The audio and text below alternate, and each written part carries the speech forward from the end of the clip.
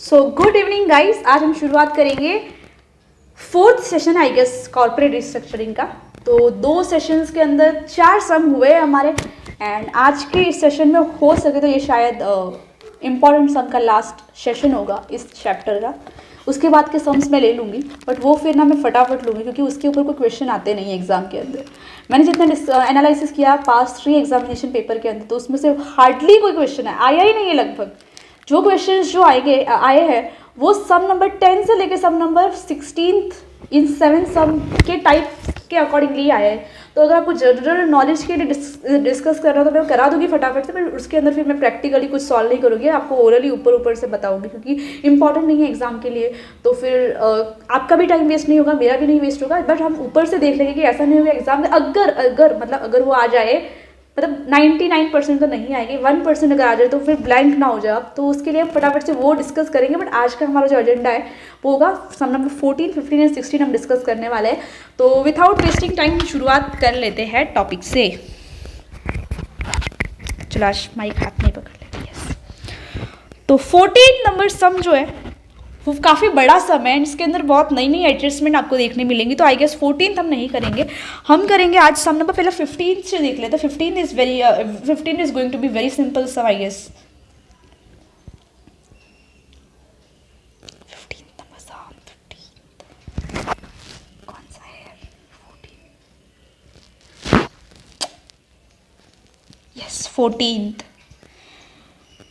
Balance sheet of Apex Limited, share capital दिया हुआ है, रिजर्व्स एंड सरप्लस का डेबिट बैलेंस है कि नेगेटिव फिगर्स है, नॉन करंट लाइबिलिटीज़ के अंदर डिबेंचर्स है 11% के, फिर आपको दिया है यहाँ long term borrowings, current liabilities के अंदर भी कुछ है, short term borrowings, trade payables, other current liabilities and फिर है असेट्स, मतलब फिर असेट्स के अंदर non current asset, current assets. And यहाँ देखो जैसे कि मैंने आपको बोला कि आपको बैलेंस शीट हमेशा पहले पढ़नी है एंड बैलेंस शीट के अंदर भी कुछ हिडन एडजस्टमेंट मिल सकती है। कैसे मिलेगी इसके अंदर आप देखना, बैलेंस शीट नहीं पढ़ी होगी तो आपका पूरा सम यहाँ गलत हो जाएगा। पूरा नहीं मतलब 1-2 एंट्रीज भी गलत होती है तो कहीं ना कहीं जहाँ फुल मार्क्स मिलने के चांसेस वहाँ रिड्यूस हो जाते हैं जस्ट 1-2 छोटी मिस्टेक की वजह से। तो इसकी वजह से मैं बोल रही हूँ हमेशा बैलेंस शीट पढ़ के जाना, मतलब पढ़ के ही सॉल्व करना है। अब यहाँ देखो जैसे कि टेंजिबल एसेट ये सिर्फ पढ़ने के लिए हमने पढ़ लिया, बट यहाँ एडजस्टमेंट आ गई ना, एक हिडन एडजस्टमेंट कि नॉन करंट इन्वेस्टमेंट की मार्केट वैल्यू कितनी है 55,000 है, हालांकि बुक्स में हमने कितनी बताई है 65,000। तो कहीं ना कहीं इन्वेस्टमेंट की वैल्यू के अंदर रिडक्शन हुआ और इसका इंडिकेशन क्वेश्चन के अंदर जर्नल एंट्रीज के अंदर दिया ही नहीं है। मतलब यहाँ आपको खुद के जो दिमाग के अंदर थोड़ी भी बहुत बची हुई जो अगर कुछ बोलते हैं ना बुद्धि बची हुई है तो वो यूज़ कर लेना। और यहाँ 65,000 माइनस 55,000 तो कहीं ना कहीं 10,000 का रिडक्शन जो है वो आप कैपिटल रिडक्शन अकाउंट के अंदर शो करोगे, मतलब capital reduction account debit to investment कितना होगा 10,000। ये एंट्री बहुत हिडन एंट्री थी, ये एक्सीडेंटल पॉइंट था और तो इसके अंदर कुछ है नहीं। सॉरी एक तो एक माइक टैबलेट सब कुछ आता है। यस ओके देन नेक्स्ट देखते हैं शेयर कैपिटल के अंदर क्या है। 2 लाख इक्विटी शेयर कैपिटल है हमारे पास और 6,000 के प्रेफरेंस शेयर है, कुछ ₹100 ईच। एंड डिविडेंड जो है वो अरियर्स है, प्रेफरेंस शेयर डिविडेंड 2 ईयर के लिए अरियर्स है। बट देखो एक नोट आप लिख लेना, अब ये जो भी नोट्स है ना वो आप एक पेज के ऊपर लिखो, मतलब सम के अंदर तो आपको लिखना ही है, आप सम के अंदर के साथ जो भी नोट्स का एक अलग से एक पेज बना रहे हो तो अच्छी बात है, एग्जाम के पहले काम आता है। तो प्रेफरेंस शेयर होल्डर का क्या है, ये अनरिकॉर्डेड लाइबिलिटी है, अनरिकॉर्डेड लाइबिलिटी है। एंड नॉर्मली ना जितना मतलब मैंने जितने सम्स देखे उसके अंदर अनरिकॉर्डेड लाइबिलिटी के अंदर नॉर्मली हमारा प्रेफरेंशियल डिविडेंड ही आता है, preferential dividend. Unrecorded liability waived of. And कहीं ना कहीं ये बैलेंस शीट के अंदर नहीं शो होती है, तो ये भी मैं लिख देती हूँ नॉर्मली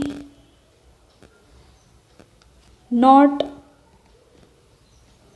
शो नॉर्मली क्या हमेशा ऐसा ही होता है, not shown in balance sheet. Waived of कर दिया तो इसकी नो एंट्री, क्योंकि बैलेंस शीट के अंदर ही वो लाइबिलिटी क्रिएट नहीं, तो आप कैसे पे ऑफ करोगे उसको। बट अगर पे ऑफ कर दी तो उसकी एंट्री आएगी। But if unrecorded liability paid of pass the necessary journal entries, not general entry, right? yes. Preferential dividend का क्या बोला उन्होंने, वे ऑफ किया है, तो वे ऑफ किया तो मतलब वे ऑफ करने से क्या होगा, आपकी लाइबिलिटी दिख ही नहीं रही बैलेंस शीट के अंदर, तो हम आपको पे नहीं करेंगे, मतलब की एंट्री नहीं आएगी।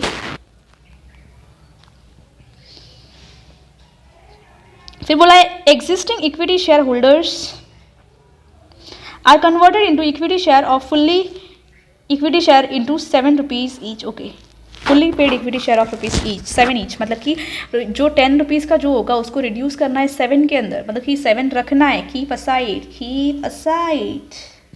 ₹3 क्या करना है, रिड्यूस करना है।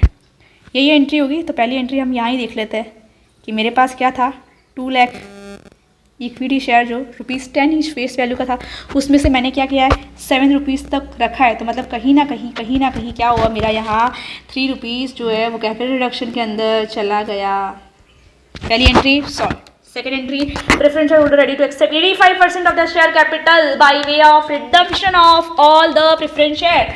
मतलब आपको यहाँ नॉर्मल रिड्यूस तो करना ही है शेयर कैपिटल, उसके साथ साथ कहीं ना कहीं आपको प्रेफरेंस शेयर का रिडम्पशन भी करना है। रिडम्पशन ऑफ प्रेफरेंस शेयर का कंसेप्ट SYBF में था, बट हालांकि लॉकडाउन के हम बच्चे हैं तो हमको बहुत ज़्यादा आता नहीं है, तो फिर पूरा एक्सप्लेन करना बनता है, तो पूरा एक्सप्लेन करूँगी अभी। देखो प्रेफरेंस शेयर कैपिटल के अंदर नॉर्मल एंट्री ये होती है, प्रेफरेंस शेयर जब इश्यू होता है, तो बैटरी जा रही है, प्रेफरेंस शेयर इश्यू होते हैं तब हम करते हैं bank account debit to preference share application, मतलब एप्लीकेशन अलॉटमेंट, वो सारी एंट्रीज आप उसका शॉर्ट वर्जन बता देती। प्रेफरेंस शेयर कैपिटल अकाउंट जब क्या हुआ, शेयर अलॉट हुए, मतलब एप्लीकेशन अलॉटमेंट की सारी एंट्रीज अगर रिड्यूस करते तो नॉर्मली लास्ट में यही एंट्री आती है, वो भी बता रही हूँ। नहीं तो फिर मतलब क्या है, काफ़ी बार कमेंट सेक्शन में फिर ना ऐसे बोलते हैं मैम आपने गलत सिखाया, ऐसे तो मैं गलत नहीं सिखा रही, मैं आपको जस्ट शॉर्ट वर्जन में बता रही हूँ। समझो मेरी ये प्रेफरेंस शेयर मैंने इशू किया था, तब मैंने एंट्री पास करी, समझो मैंने 7 लेके इशू कर दिए, 7 ही है ना, यस,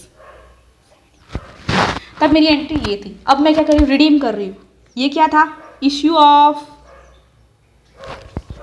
प्रेफरेंस शेयर कैपिटल, ये इश्यू की एंट्री तब मैंने ये पास करी। अब मुझे क्या करना है, रिडीम करना है, क्या, प्रेफरेंस शेयर, रिडम्पशन ऑफ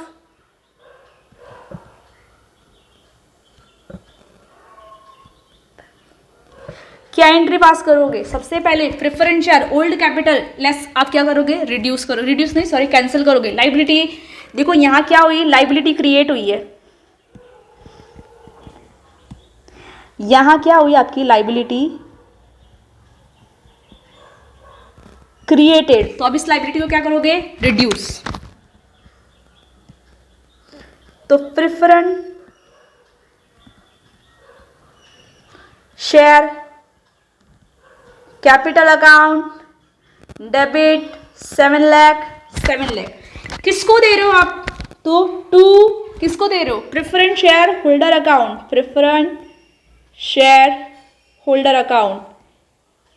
अब देखो नॉर्मली क्या होता है, नॉर्मली मतलब कि इशू आपका प्रेफरेंस शेयर कैपिटल इशू करते हो तो आप फेस वैल्यू पे इशू कर सकते हो, प्रीमियम पे इशू कर सकते हो, डिस्काउंट के ऊपर नॉर्मली इशू नहीं किए जाते हैं। बट हम हमारे केस के अंदर हमारे समझो फेस वैल्यू के ऊपर हमने इशू किया है, एंड रिडम्पशन करते समय पे ज़रूरी नहीं है कि आप फेस वैल्यू पे ही उस कैपिटल को वापस उसको दो, क्योंकि नॉर्मली अगर आप किसी के पास से पैसे लेते हो, मतलब कि प्रेफरेंस शेयर इशू करते हो, तो एक्सपेक्टेशन ये होती है हमारे प्रेफरेंस शेयर होल्डर की, कहीं ना कहीं हमें वो कंपनी प्रीमियम के ऊपर हमें वो वापस करेगी।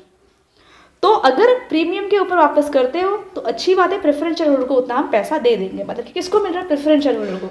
लाइबिलिटी यहाँ क्या थी, यहाँ क्रिएट हुई थी, तो अब कहीं ना कहीं ये लाइबिलिटी कैंसिल हो गई,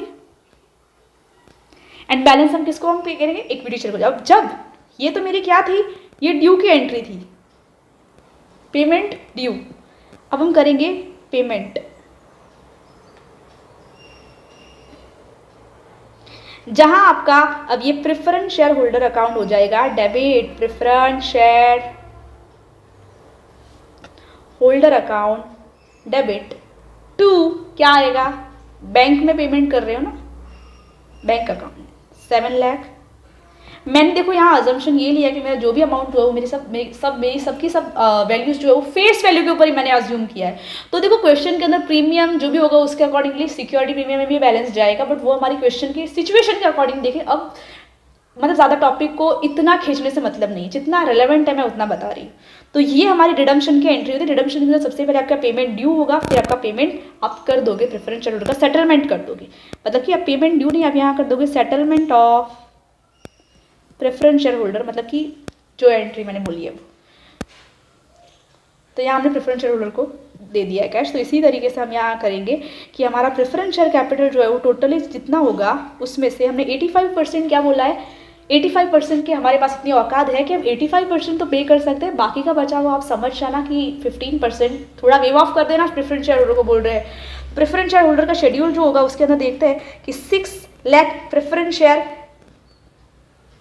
6,000 प्रेफरेंस शेयर ऑफ ₹100 मतलब कि 6 लाख के प्रेफरेंस शेयर, उसमें से 85% कंपनी क्या कर रही है, पे कर रही है, तो 15% का वे ऑफ कर रही है। बैलेंस किसके अंदर जाएगा, कैपिटल रिडक्शन अकाउंट के अंदर।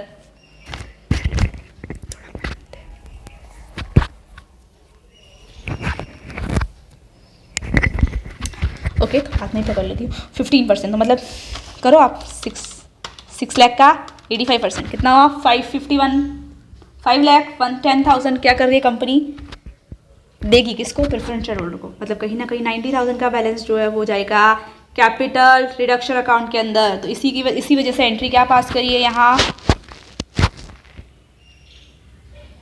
प्रेफरेंस शेयर कैपिटल अकाउंट, अभी प्रेफरेंस शेयर होल्डर कितना दे रहे हो, 5,10,000 कैपिटल रिडक्शन अकाउंट। फिर आगे यही सेम एंट्री, ये आप पेमेंट कर दिया है, तो पेमेंट के अंदर कितना पे किया है, देखो हमने तो यहाँ एग्जाम्पल के अंदर ऐसे ही 7 लाख लिया था, बट ये 7 लाख नहीं है। हमने देखो हमारे क्वेश्चन के अंदर ये बोला है कि 6 लाख है, तो 6 लाख में से 85,000 अब पे करने वाले किसको, pay to whom, preference share holder. तो उनको कितना मिलेगा, 5,10,000। तो उसकी अब पेमेंट की एंट्री ये आ जाएगी, मतलब कि preference share holder account debit to bank गया, इसके लिए क्रेडिट। रियल अकाउंट का रूल याद रखना। फिर आगे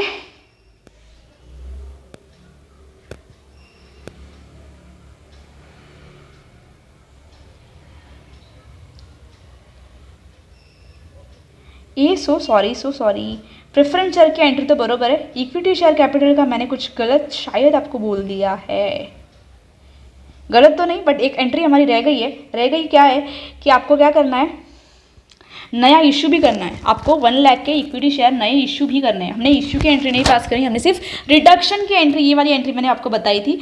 ये वाली 2 एंट्रीज हमारे रह गई, न्यू इश्यू है, न्यू इश्यू।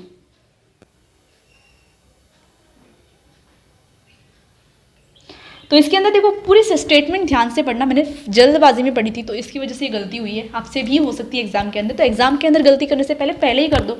अब एक्सीडेंटल पॉइंट हमारा बन चुका है कि यहाँ आप रेड पेन से मार्क करोगे, equity share holder agree to take up 1 lakh rupees for new equity share of ₹7 each of the total amount being paid by immediately to them. तो मतलब इक्विटी शेयर कैपिटल जो है वो 1 लाख का इक्विटी शेयर कैपिटल आप नया issue करोगे ₹7 each. मतलब कि इक्विटी शेयर होल्डर इतने अच्छे निकले कि उन्होंने बोला ठीक है कंपनी लॉस में जा रही है तो आप ऐसा करो कि नया इश्यू कर दो और हम उसको खरीदेंगे ₹7 ईच के अकॉर्डिंगली। तो इसकी वजह से बैंक अकाउंट डेबिट कितना है, अब ये रब आउट कर देती हूँ, थोड़ा क्लीन चाहिए इसलिए। तो हम 7 ईच से 1 लाख को करेंगे, तो 1 लाख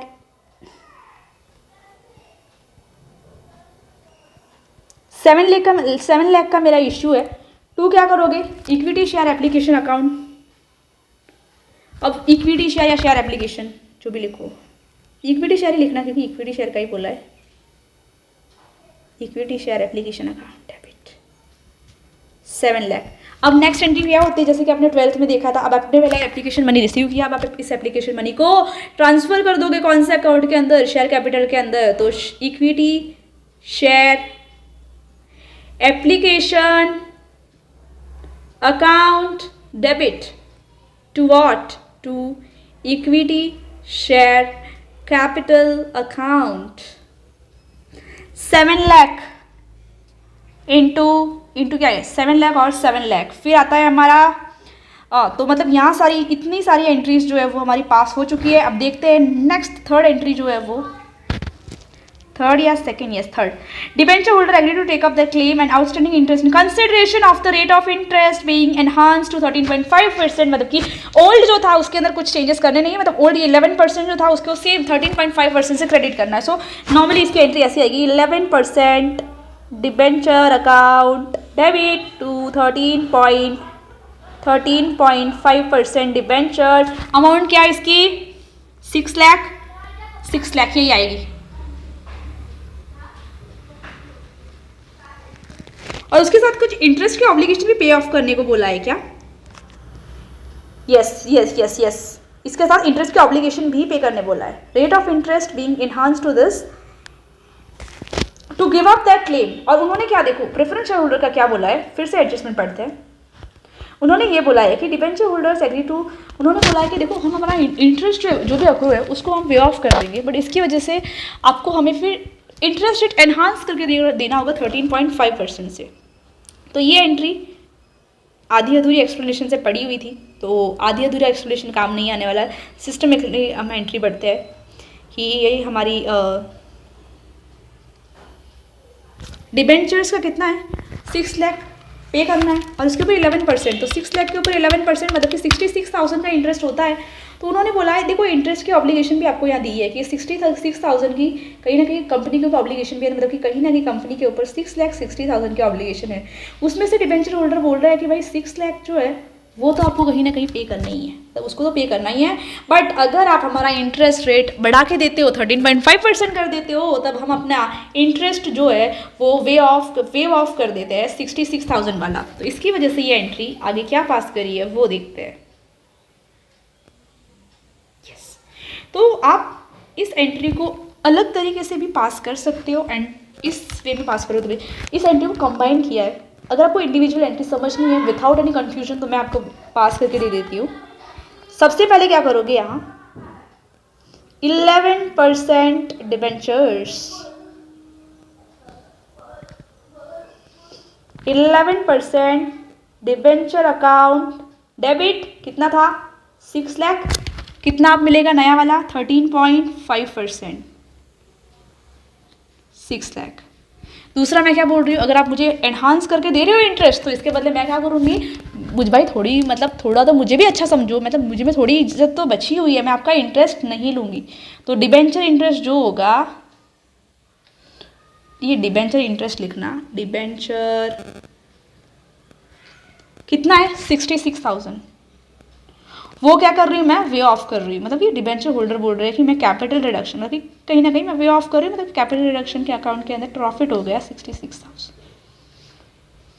तो ये एंट्री सेम ही है, इन्होंने जस्ट कंबाइन कर लिया, इन दोनों को साथ में लिख लिया, इन दोनों को साथ में।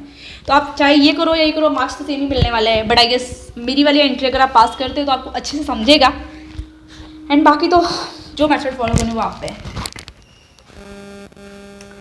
थर्ड एंट्री हो चुकी है I guess. We bowl the bank agrees to waive off claim of outstanding interest of 12,800 and balance of the loan of 1,60,000 to be paid off henceforth, paid off forthwith. Okay, तो मतलब bank उन्होंने कुछ loan भी लिया है या yes देखो loan का इंटरेस्ट भी इंक्लूड है। तो ये 1,72,800 जो इसके अंदर इंटरेस्ट इंक्लूड है, क्योंकि इंटरेस्ट के अमाउंट में क्वेश्चन दे रहा है 12,800 इसके अंदर अमाउंट इंक्लूडेड है। ये 1,72,800 जो है इसके अंदर 12,800 क्या है हमारा इंटरेस्ट, तो बचा हुआ क्या होगा प्रिंसिपल अमाउंट 1,60,000। तो वो लोग क्या बोल रहे हैं, अगर आप हमारा लोन पे कर देते हो तो हम हमारी इंटरेस्ट की ऑब्लिगेशन है वो वेव कर देंगे। सेम एंट्री आएगी जैसे हमने डिबेंचर की पास करी थी। बट हालांकि डिबेंचर्स के अंदर हमने रेट ऑफ कुछ रेट बढ़ाने बोला था, यहाँ कोई रेट बढ़ानी नहीं है, normal just simple entry pass करनी होगी। Loan from bank account debit to capital reduction and देखो यस, तो सेम एंट्री एंड यहाँ ये जीरो कैंसिल कर देना, इतनी कोई बड़ी लाइबिलिटी नहीं है, प्रिंटिंग मिस्टेक है। तो लोन की एंट्री हो चुकी है। अब लास्ट में लाइबिलिटीज वे ऑफ करनी है जो भी है वो। अब देखो ये वाला मैंने पॉइंट जो डिस्कस किया था डिबेंचर्स के अंदर, तो मैंने वो पॉइंट याद करा था ना कि अगर कोई बैलेंस शीट के अंदर लाइबिलिटी रिकॉर्डेड है तो उसको उसी नेम के साथ हमें डेबिट करना है। बट अगर वो लाइबिलिटी बैलेंस शीट के अंदर नहीं है, मतलब एडजस्टमेंट के अंदर, तो अब उसको हम रिप्लेस करेंगे कौन से अकाउंट के साथ, कैपिटल रिडक्शन के अंदर। तो ये हालांकि मेरी इंटरेस्ट ऑब्लिगेशन में बैलेंस शीट के अंदर दी थी, तो इसकी वजह से हमने इसको नहीं किया है कैपिटल रिडक्शन अकाउंट के मतलब नाम से रिप्लेस। यस। और तो लास्ट का बैलेंस जो है वो ट्रांसफ़र करना है, बट पूरा पढ़ते हैं यार, इतना अच्छे से कर लिया question. Investment are appeared at market value, मतलब बैलेंस शीट के अंदर आपको उसी वैल्यू के ऊपर दिखाना है। Patent and copyright to be written off in the capital reduction account के अंदर से जो भी बैलेंस बचा होगा वो। एंड लास्ट में बोला machinery to be written down to the extent of write off all the asset, मतलब कि कैपिटल रिडक्शन के अंदर जो भी बैलेंस बचा होगा वो आपको लास्ट में ट्रांसफर करना होगा मशीनरी अकाउंट के अंदर। यही ये इंडिकेशन बता रहा है। तो अगर आपको क्वेश्चन के अंदर याद नहीं रह रहा है कि मतलब ये एडजस्टमेंट क्या है, तो आई गेस मतलब लिख दो, ये सब कुछ रब आउट कर देती हूँ अभी।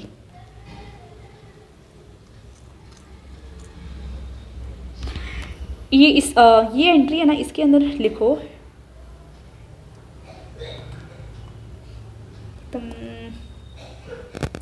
It provides indication that any amount remained in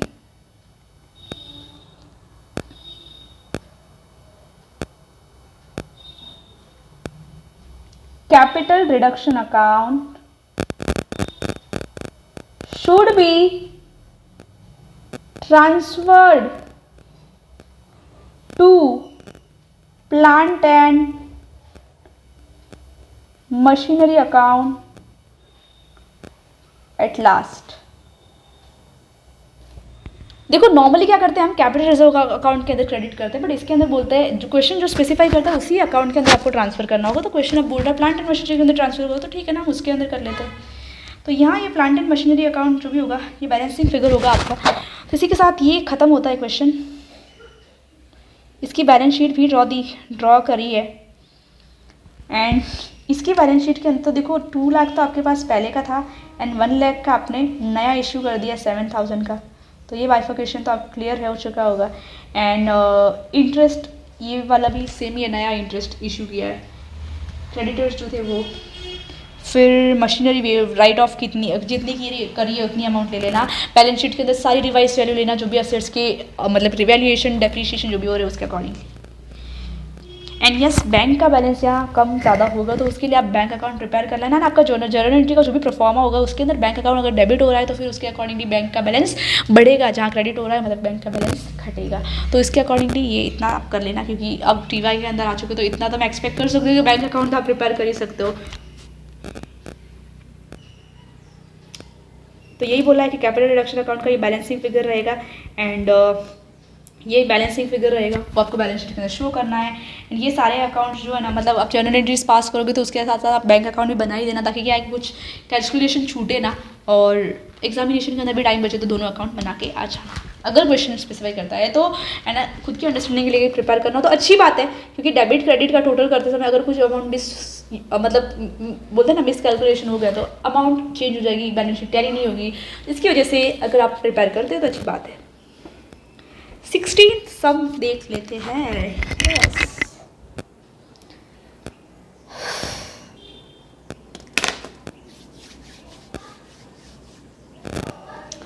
The balance sheet of Sun Limited on 31st March 2019। तो यहाँ कुछ बैलेंस शीट दी हुई है सन लिमिटेड की, उसके अंदर बहुत सारे फिगर्स दिए हैं। तो फिगर्स को पढ़ते हैं,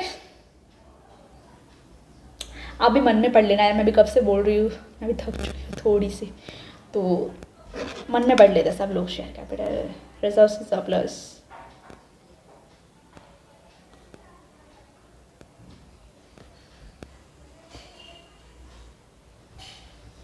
तो इक्विटी शेयर कैपिटल के अंदर देखो यहाँ 18 लाख का बाइफिकेशन जो है उसके अंदर बोला है कि 12 लाख जो है वो मेरा इक्विटी शेयर कैपिटल है, एंड 6 लाख जो है वो मेरा प्रेफरेंस शेयर कैपिटल है। प्रेफरेंस शेयर कैपिटल के अंदर भी देखो, नंबर्स के अंदर जितना याद रखोगे उतना अच्छा है। देखो मेरा 6 लाख का 6,000 का एक्चुअली प्रेफरेंस शेयर है, एंड 1,20,000 का क्या है, इक्विटी शेयर कैपिटल। ओके, देखते हैं फिर एडजस्टमेंट क्या है।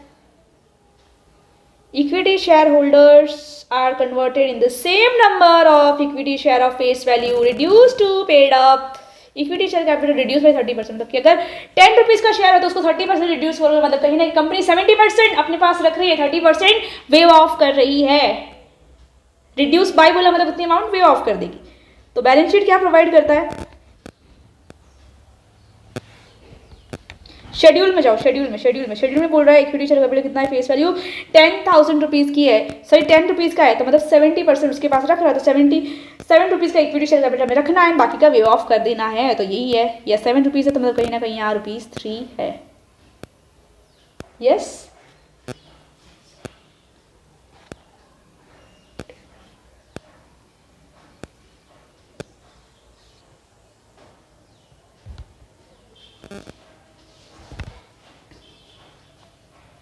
क्या हो रहा है यार। Preference share capital to be converted into same number of preference share of ₹60, same entry. तो ये पास एंट्री में नहीं करूंगी। जनरल रिजर्व का बैलेंस को यूटिलाइज इन फुल, मतलब जनरल रिजर्व का अकाउंट का बैलेंस जो कैपिटल रिडक्शन अकाउंट के अंदर ट्रांसफर कर देना, तो उसकी सेम एंट्री आएगी। General reserve account debit to capital reduction account भी आपकी अमाउंट होगी वो। After balance debentures are to be converted into equity share of such number into 8% 50। Yes, ये सबसे बड़ी एक्सीडेंटल एडजस्टमेंट आप बोल सकते हो, सबसे इंपॉर्टेंट एडजस्टमेंट, सबसे नई एडजस्टमेंट है। बहुत ध्यान देना। नेक्स्ट 5 मिनट्स आप प्लीज़ थोड़ा हो सके उतना फोकस कर लो। So debentures to be converted into number of 8% of debenture of 50 each as to generate same amount of interest as before. मतलब क्या बोल रहे हैं, हम आपकी इंटरेस्ट की जो रेट है वो बढ़ा देंगे, पर उसके लिए आप नहीं, सॉरी एक मिनट रुकना, पहले हम क्या करें, पहले डिबेंचर होल्डर की अमाउंट देख लेते हैं। 2 लाख रुपीज है एंड उसके ऊपर इंटरेस्ट कितना है, हमें 6% इंटरेस्ट मिल रहा है। कितना मिल रहा है, 6% इंटरेस्ट मिल रहा है। एंड कंपनी बोल रही है कि हम, मतलब डिबेंचर होल्डर्स बोल रहे हैं कि हमें 8% का इंटरेस्ट चाहिए डिबेंचर्स के ऊपर।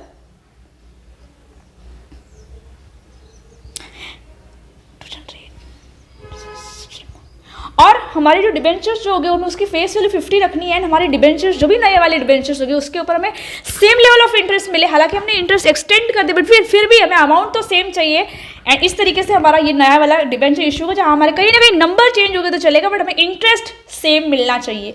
ये हमारे डिबेंचर होल्डर की डिमांड है। तो अब किस तरीके से करेंगे, हमारे पास शेयर कैपिटल कितना था, सॉरी शेयर कैपिटल नहीं, डिबेंचर्स कितना था, 6 लाख था ना, नहीं 2 लाख था। अब देखो 2 लाख के ऊपर आप इंटरेस्ट कैलकुलेशन करो तो कितना आएगा,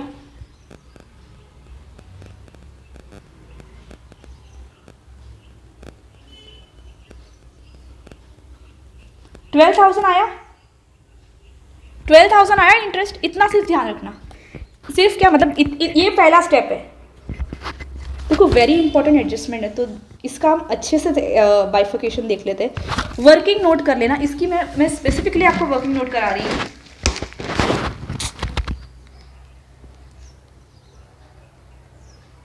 very very very most important. मेरे पास क्या है, 2 लाख का क्या है डिबेंचर,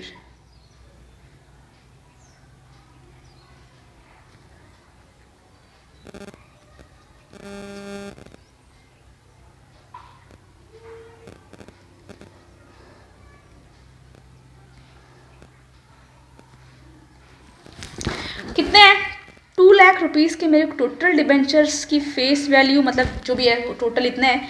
इसके ऊपर मैं कंपनी इंटरेस्ट प्रोवाइड कर रही है 6% से, तो टोटल कितना हुआ, 12,000 इंटरेस्ट आ रहा है। अब डिबेंचर होल्डर्स की डिमांड क्या है, वो लोग ये बोल रहे हैं कि हमें same rate of same amount of interest चाहिए, आप जितना रेट रखोगे उतना, बट हमारा इंटरेस्ट के अंदर कुछ भी मिस कैलकुलेशंस नहीं होने चाहिए। तो वही एंट्री के अंदर हमें बोला है कि हमें यहाँ 8% का अब नया इश्यू करना है। 8% का आप नया डिबेंचर इशू करने वाले हो, तो 12,000 डिवाइडेड बाई 8 करो, 8%, तो आपको आया मिलेगा 1,50,000। मतलब कि 1,50,000 के डिबेंचर आप उसको इशू कर रहे हो, नए वाले डिबेंचर्स, एंड उसके ऊपर आप 8% का क्या रख रहे हो, इंटरेस्ट रख रहे हो। मतलब आप डिबेंचर होल्डर की लाइबिलिटीज़ तो कम कर रहे हैं, बट डिबेंचर होल्डर क्या बोल रहे हैं, हमारी लाइबिलिटीज़ कम कर रहे हो, बट इसका मतलब ये नहीं है कि हमारा इंटरेस्ट कम होना चाहिए उसके साथ, हमें पहले जितना ही इंटरेस्ट चाहिए। हालांकि आप लाइबिलिटीज़ मतलब हमारा हमको अगर फेस वैल्यू के मतलब पहले अमाउंट के प्रपोर्शन में कम डिबेंचर मिलेगा तो भी चलेगा, इंटरेस्ट के अंदर कुछ भी चेंजेस नहीं होने चाहिए। तो पहले हमारे पास डिबेंचर को हमें कितने देने थे, 2 लाख रुपीज़, अब हम कितने देने वाले हैं, 1,50,000 देने वाले। 50,000 का बैलेंस जो होगा किसके अंदर जाएगा, कैपिटल रिडक्शन अकाउंट। तो इसकी एंट्री क्या आएगी, ओल्ड डिबेंचर कितना था, 6% debenture account, 6% debenture account debit to, क्या कर रहे हो, नया इश्यू कर रहे हो ना,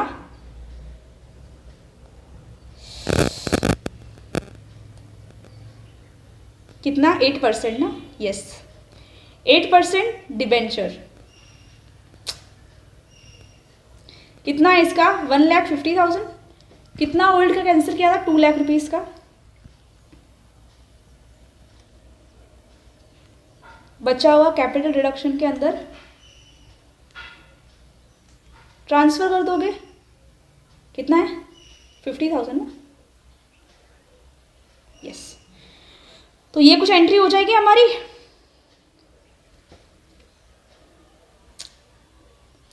fix asset stock are to be reduce by this, ये एंट्री तो आपको आनी चाहिए। रिड्यूस बाय दिस मतलब क्या, टू बी रिड्यूस बाय मतलब 5,52,000 सबको इसको रिड्यूस करना है, 38,000 रिड्यूस करना respectively. Arrears of reference to be written off and balance of profit and loss written off, मतलब कि कैपिटल रिडक्शन अकाउंट से इसको सबको रिटर्न ऑफ करना है। अब वेरी इंपॉर्टेंट और एडजस्टमेंट है, जैसे कि मैंने आपको हमेशा वो नोट लिखा है कि unrecorded liability waived off, no entry, unrecorded liability paid off entry होगी। तो ये आई है unrecorded liability paid of.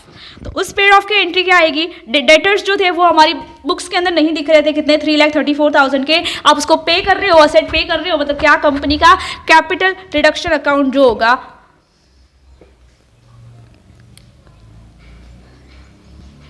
Capital reduction account जो होगा वो होगा, क्या होगा, डेबिट होगा, डेबिट या फिर debtor account debit to bank आएगी, डेटर अकाउंट डेबिट नहीं, capital reduction account, okay, entry क्या आएगी, debtor account debit to capital reduction, okay okay. तो मतलब पेड ऑफ नहीं कर रहे हो आप, क्या कर रहे हो, following are to be given off, मतलब राइट ऑफ करना है। एक्चुअली अनरिकॉर्डेड लाइबिलिटी यहाँ क्या, राइट ऑफ करनी है। फिर से फोकस देना, क्या बोल रहे हैं कि अनरिकॉर्डेड लाइबिलिटी, जो डेटर की जो लाइबिलिटीज जो थी वो थी 3,34,000, अब वो बोल रहे हैं हमें पैसे नहीं चाहिए, वो बोल रहे हैं हमें पैसे नहीं चाहिए। तो the following are to be given effect to, effect to मतलब क्या, यहाँ आपको राइट ऑफ करना है, किसको, डेटर को, डेटर को राइट ऑफ कर रहे हैं, मतलब क्या, कहीं ना कहीं असेट कम हो रहा है, तो कैपिटल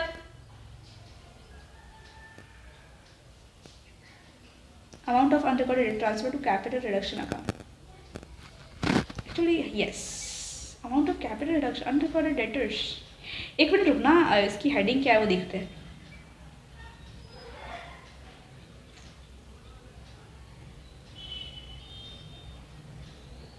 अनरिकॉर्डेड डेटर्स, इसको क्या करना है, गिवन इफेक्ट द फॉलोइंग, देखो डेटर के एडजस्टमेंट हम पेंडिंग रखते हैं, हम पहले पेमेंट टू क्रेडिटर बोल देते हैं, पेमेंट टू क्रेडिटर, तो कहीं ना कहीं creditor account debit to bank आ जाएगा, या फिर यस क्रेडिटर का, जैसे कि मैंने आपको बोला था कि क्रेडिटर्स जो है उसको हम पे करने वाले, कितना, 80,000, तो अब क्या होगा, 80,000 की लाइबिलिटीज़ जो है वो रिड्यूस हो जाएगी,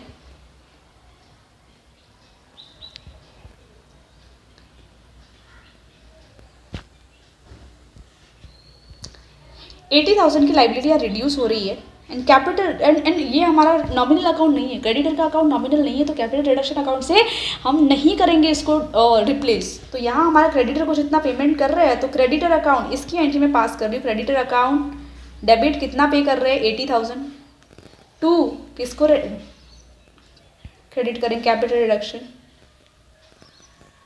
सॉरी कैपिटल रिडक्शन है, इसको बैंक करोगे, बैंक से पे कर रहे हो ना, कोई रिड्यूस थोड़ी कर रहा, पेमेंट कर रहे हो, तो 80,000। फिर बोला कि रिडक्शन रिकंस्ट्रक्शन एक्सपेंसेस अमाउंटेड ₹11,500, तो आप एक्सपेंसेस पे कर रहे हो, तो अगर मैं यहाँ लिखती हूँ रीस्ट्रक्चरिंग एक्सपेंसेस या रिकंस्ट्रक्शन एक्सपेंसेस, जैसे कि मैंने आपको बताया अनरिकॉर्डेड लाइबिलिटी क्या करी है, पे ऑफ करी है, तो इसको हम किस अकाउंट से रिप्लेस करेंगे, कैपिटल रिडक्शन। तो capital reduction account, reduction account debit कितने हैं 11,500 to bank account 11,500 being expenses paid. इसको हमने रिप्लेस किया था कौन से एक्सपेंस अकाउंट, ये नॉमिनल अकाउंट है, नॉमिनल अकाउंट को रिप्लेस करेंगे कैपिटल रिडक्शन अकाउंट से। याद रखना एक बात, कैपिटल रिडक्शन अकाउंट सिर्फ नॉमिनल अकाउंट को ही रिप्लेस करता है। असेट्स हो गए हमारे, लाइबिलिटीज जैसे सारे क्या हो गए, रियल अकाउंट्स जहाँ आ जाते हैं वहाँ वो उन अकाउंट्स को रिप्लेस नहीं करता है। पर्सनल अकाउंट को भी कैपिटल रिडक्शन अकाउंट रिप्लेस नहीं करता है। फिर ये मुझे ये डेटर वाली एंट्री जरा देखनी है, unrecorded debtors of rupees 2,34,000। Okay okay okay okay, got it. देखो यहाँ क्या हो रहा है, अनरिकॉर्डेड डेटर्स आपकी लाइबिलिटी है क्या? डेटर्स तो आपका असेट है ना। आपको बार फिर से मतलब लास्ट में आपको पता चला कि मेरे एक डेटर जो है वो कहीं ना कहीं रह गया है, मतलब वो डेटर मुझे रियलाइज होने वाला है। रियलाइज होने वाला मतलब क्या, कहीं ना कहीं मेरा असेट बढ़ रहा है, तो इसका मतलब क्या, असेट डेबिट होगा, तो डेटर अकाउंट डेबिट, मेरा डेटर डेबिट हो रहा है। अनरिकॉर्डेड हुआ तो क्या होगा, उसका क्या है, ये डेटर का क्या बोल सकते हैं, डेटर का नेचर क्या है, पर्सनल अकाउंट। पर्सनल अकाउंट मतलब क्या, इसको कैपिटल रिडक्शन अकाउंट से डेबिट नहीं कर सकते, तो इसका जो नेचर है वही रहेगा। एंड हमें कहीं ना कहीं कंपनी को इंडिकेशन हुआ है कि इतने सारे डेटर तो हमारे रह गए थे, तो अब मतलब अब हम इस डेटर को बुक्स के अंदर रिकॉर्ड कर दे, तो मतलब कहीं ना कहीं आपको ये पैसा मिलने वाला है। तो therefore debtor account debit to capital reduction. Capital reduction मतलब क्या, कहीं ना कहीं कंपनी को प्रॉफिट हो रहा है, कंपनी का असेट बढ़ रहा है, तो कैपिटल रिडक्शन के अकाउंट 3,34,000 आ जाएगा। अगर कुछ भी बैलेंस बचता है, अब इस केस के अंदर यहाँ कुछ बोला नहीं है स्पेसिफिकेशन कि आप कौन से अकाउंट के अंदर ट्रांसफर करोगे, मतलब यहाँ आपको क्लियर कट इंडिकेशन है कि जो भी बैलेंस बचता है कैपिटल रिडक्शन अकाउंट के अंदर वो आपको ट्रांसफर करना होगा। कौन से अकाउंट के अंदर, कैपिटल रिजर्व अकाउंट। यस हुआ है ना यहाँ बैलेंस, यहाँ जो मैंने लास्ट में आपको बोला बैलेंसिंग फिगर, ये ट्रांसफर हुई है। वो कैसे किया इन लोगों ने, यहाँ ये बैलेंसिंग फिगर आई है। जैसे कि मैंने आपको बोला अकाउंट बना के प्रिपेयर कर लेना। फर्स्ट सम के अंदर जो डिस्कशन किया था याद रखना उसको, लास्ट सम तक 16 सम हो गए, 15 हो गए। अब आते हैं हमारे very important and last sum of the chapter, मतलब लास्ट सम के लिए हम बोल सकते हैं इंपॉर्टेंट सम की कैटेगरी के अंदर लास्ट सम है। तो वो हम देखिए सम नंबर 14। तो ये बुक भी मतलब ये बहुत नखरे करता है यार।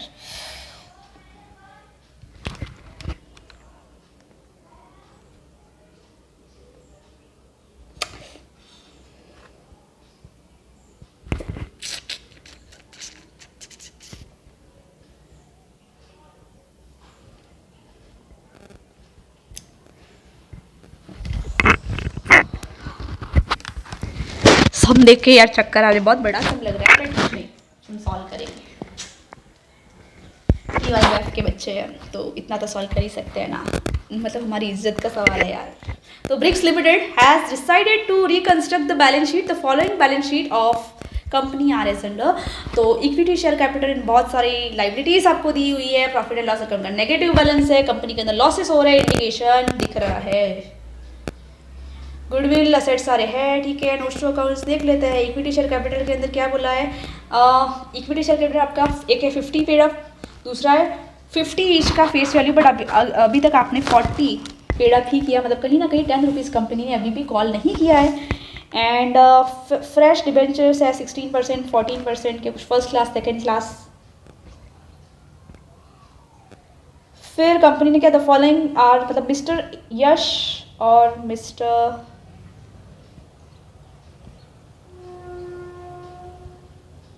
एक मिनट यार, सॉरी मेरी शायद बैटरी डेड हो चुकी है लैपटॉप की, तो शायद मुझे ये सेशन यहाँ एंड करना पड़ सकता है। तो देखो मैं ये सेशन यहाँ एंड करती हूँ, नेक्स्ट सेशन के अंदर मैं आपको ये स्पेसिफिकली ये सम एक्सप्लेन कर दूँगी। तो टिल दैट आप ये 2 सम कर लेना, एंड इसके जो भी कैलकुलेशंस जो होंगे अच्छे से कर लेना, नहीं आए तो ग्रुप में डाल देना डाउट्स, मैं आपको डाउट्स भी सॉल्व कर दूँगी। एंड नोट्स तो यार मैं क्या प्रोवाइड करूँ, इसके अंदर आपको बुक में से लिखना है, एंड मेरे साथ साथ करते जाइए तो सम होते जाएंगे अच्छे से। एंड सो सॉरी, अब मैं सेशन यहाँ एंड कर, मेरी एक्चुअली बैटरी पूरी लो हो चुकी है इसकी, तो 2 सम के साथ एंड करते हैं। एंड अगर आप चैनल पर नए हो तो सब्सक्राइब करना, और thank you so much for watching the video, thank you.